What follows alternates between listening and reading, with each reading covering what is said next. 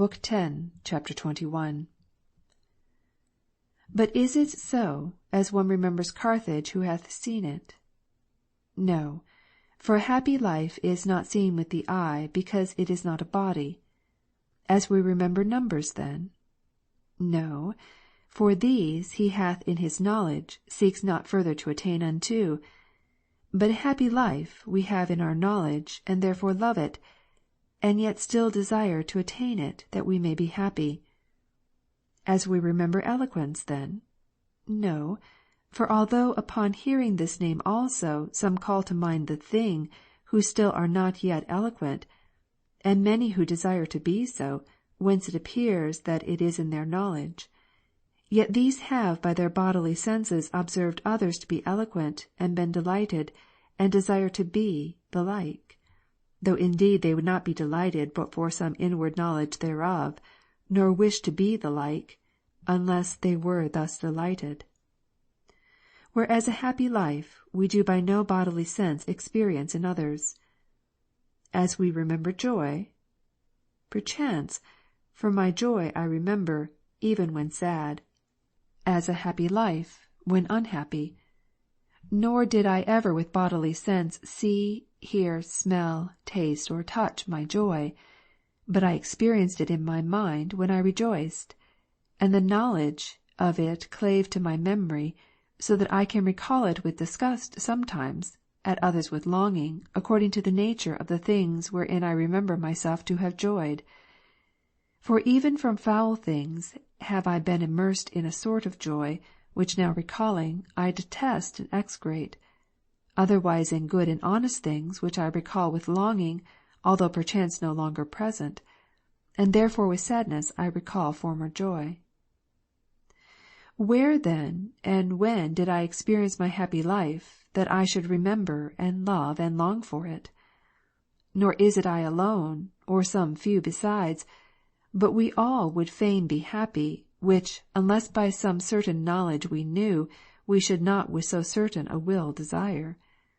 But how is this, that if two men be asked whether they would go to the wars, one perchance would answer that he would, the other that he would not? But if they were asked whether they would be happy, both would instantly without any doubting say they would. And for no other reason would the one go to the wars, and the other not, but to be happy.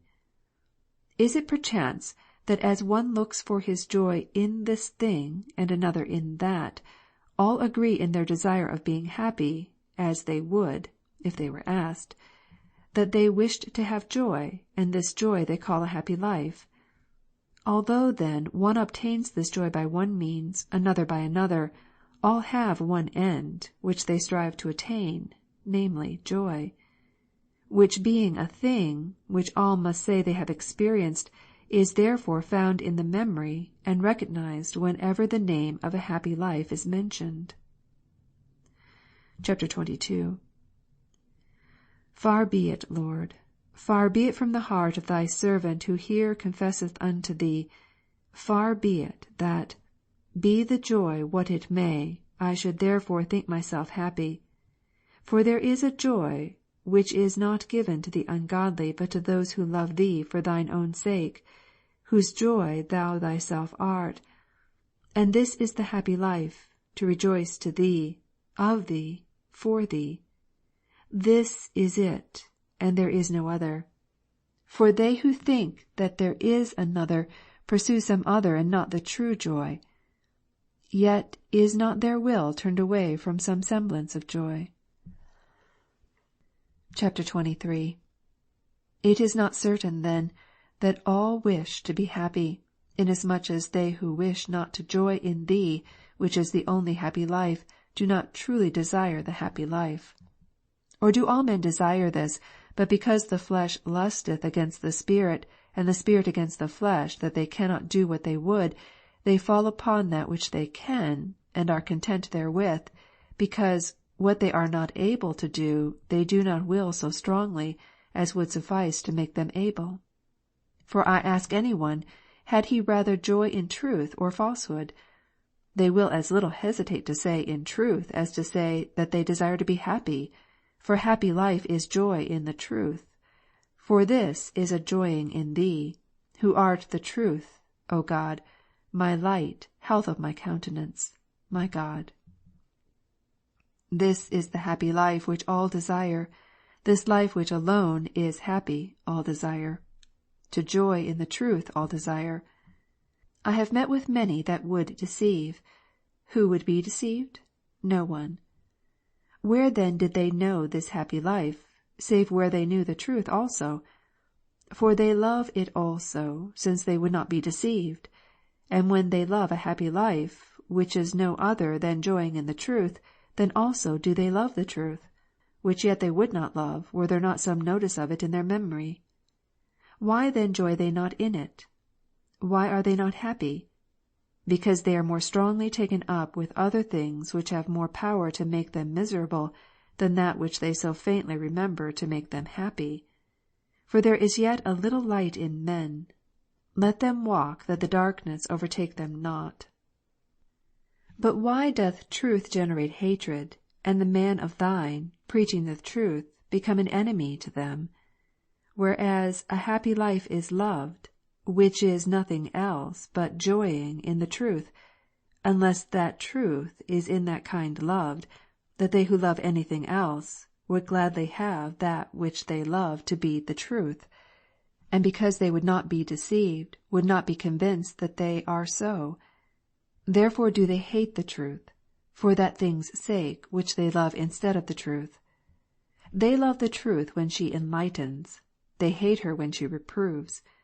For since they would not be deceived, and would deceive, they love her when she discovers herself unto them, and hate her when she discovers them. Whence she shall so repay them, that they who would not be made manifest by her, she both against their will makes manifest, and herself becometh not manifest unto them. Thus doth the mind of man, thus blind and sick, foul and ill-favoured, wish to be hidden, but that aught should be hidden from it, it wills not. But the contrary is requited it, that itself should not be hidden from the truth, but the truth is hid from it. Yet even thus miserable, it had rather joy in truths than in falsehoods. Happy then will it be, when, no distraction interposing, it shall joy in that only truth, by whom all things are true. Chapter 24. See what space I have gone over in my memory seeking Thee, O Lord, and I have not found Thee without it, nor have I found anything concerning Thee, but what I have kept in my memory, ever since I learnt Thee. For since I learnt Thee, I have not forgotten Thee. For where I found truth, there found I my God, the truth itself, which since I learnt, I have not forgotten. Since then I learned Thee, Thou residest in my memory, and there do I find Thee, when I call Thee to remembrance, and delight in Thee. These be my holy delights, which Thou hast given me in Thy mercy, having regard to my poverty. Chapter 25. But where in my memory residest Thou, O Lord? Where residest Thou there? What manner of lodging hast Thou framed for Thee? What manner of sanctuary hast Thou builded for Thee?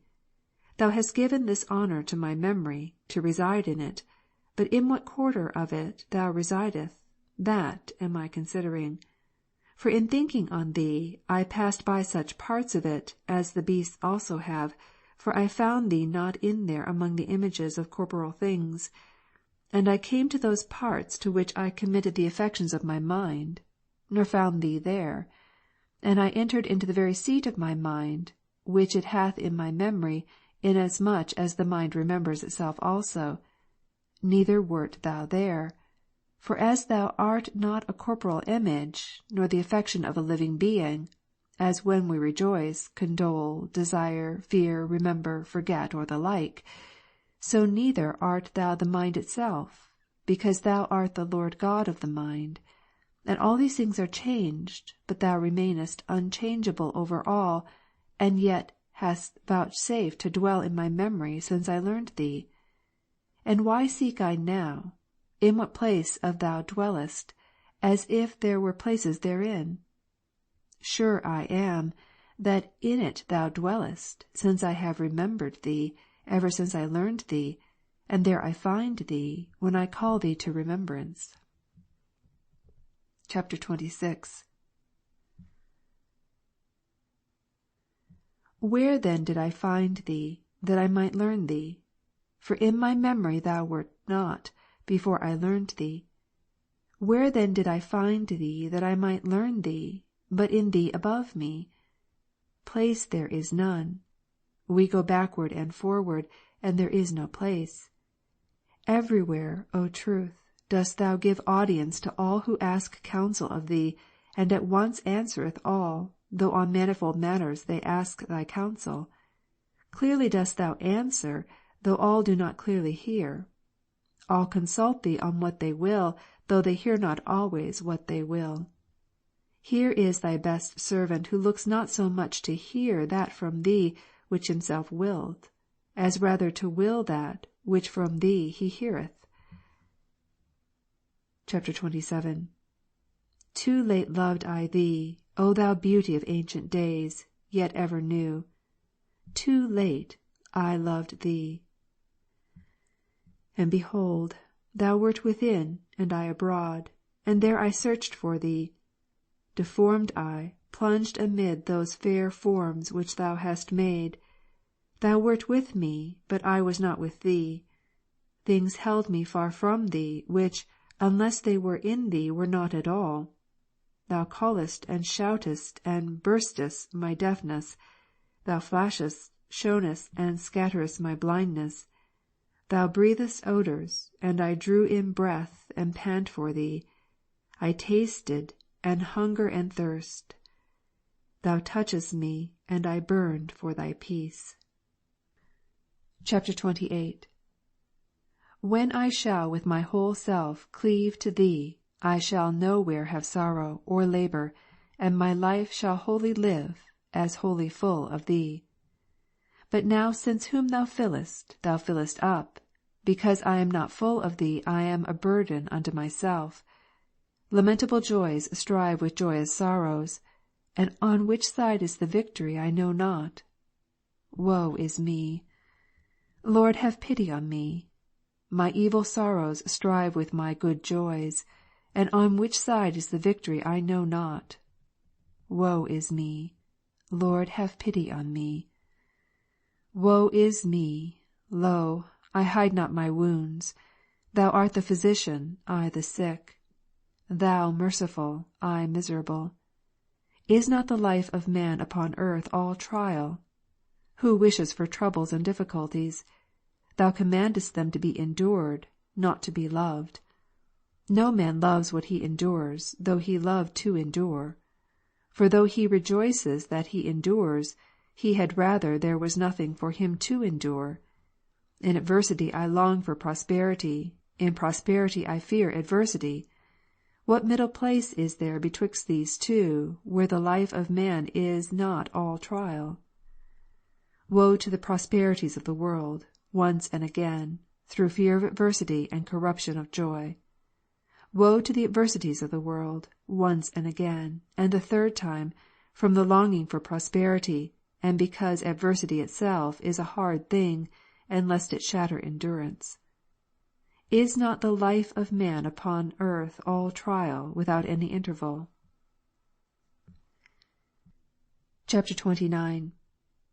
And all my hope is nowhere but in thy exceeding great mercy. Give what thou enjoinest, and enjoin what thou wilt. Thou enjoinest in us continency. And when I knew, saith one, that no man can be continent, unless God give it, this also was a part of wisdom, to know whose gift she is. By continency, verily, are we bound up and brought back into one, whence we were dissipated into many. For too little doth he love thee, who loves anything with thee, which he loveth not for thee. O love, who ever burnest and never consumest! O charity, my God, kindle me. Thou enjoinest continency. Give me what thou enjoinest, and enjoin what thou wilt. Chapter 30. Verily thou enjoinest me continency from the lust of the flesh, the lust of the eyes, and the ambition of the world. Thou enjoinest continency from concubinage, and for wedlock itself, Thou hast counselled something better than what Thou hast permitted. And since Thou gavest it, it was done, even before I became a dispenser of Thy sacrament. But there yet live in my memory, whereof I have much spoken, the images of such things, as my ill custom there fixed, which haunt me, strengthless when I am awake, but in sleep, not only so as to give pleasure, but even to obtain assent, and which is very like reality. Yet so far prevails the illusion of the image in my soul and in my flesh, that, when asleep, false visions persuade to that which when waking the true cannot. Am I not then myself, O Lord my God? And yet there is so much difference betwixt myself and myself, within that moment wherein I pass from waking to sleeping, or return from sleeping to waking. Where is reason then, which awake resisteth such suggestions? And should the things themselves be urged upon it, it remaineth unshaken. Is it clasped up with the eyes? Is it lulled asleep with the senses of the body? And whence is it that often even in sleep we resist, and mindful of our purpose, and abiding most chastely in it, yield no assent to such enticements? And yet so much difference there is, that when it happeneth otherwise, upon waking we return to peace of conscience, and by this very difference discover that we did not, what yet we be sorry that in some way it was done in us. Art Thou not mighty, God Almighty, so as to heal all the diseases of my soul, and by Thy more abundant grace to quench even the impure motions of my sleep? Thou wilt increase, Lord, Thy gifts more and more in me, that my soul may follow me to Thee, disentangled from the bird-lime of concupiscence, that it rebel not against itself, and even in dreams not only not, through images of sense, commit those debasing corruptions, even to pollution of the flesh, but not even to consent unto them.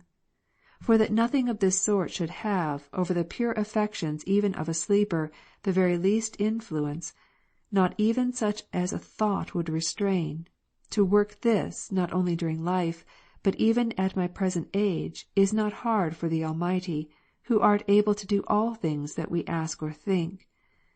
But what I yet am in this kind of my evil, I have confessed unto my good Lord, rejoicing with trembling, in that which Thou hast given me, and bemoaning that wherein I am still imperfect, hoping that Thou wilt perfect Thy mercies in me, even to perfect peace, which my outward and inward man shall have with Thee, when death shall be swallowed up in victory.